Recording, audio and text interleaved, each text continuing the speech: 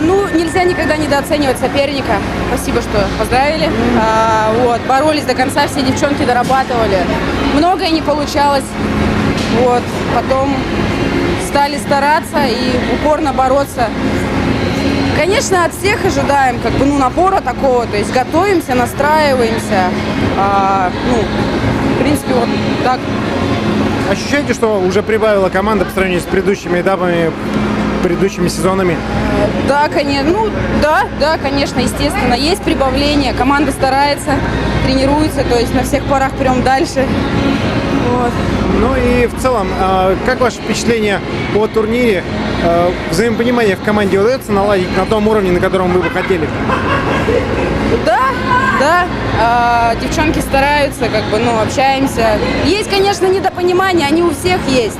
Но ничего, бывает. Стараемся, общаемся, настраиваем друг друга, поддерживаем. Я спросил, потому что у вас много девушек из татарских «Пантер», с клуба из Новосибирской области. Как вы находите общий язык с теми, кто тренируется в городе? По поводу команды «Пантер», у нас были товарищеские игры с ними. Ну и как-то команды сообщались, нашли общий язык, и вот решили заявиться, пригласить, заявить за нас, потому что у Татарска сейчас нет возможности в 18+ играть.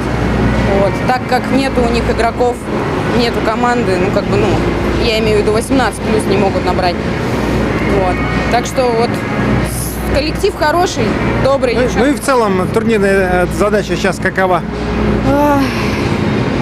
Стараться, еще раз стараться. Я вот как капитан команды я могу сказать, что нужно стараться, бороться до конца. Завтра 2 ответственные игры. Гризли-1 и Соболь. Главное сыграть позиционно, а там уже...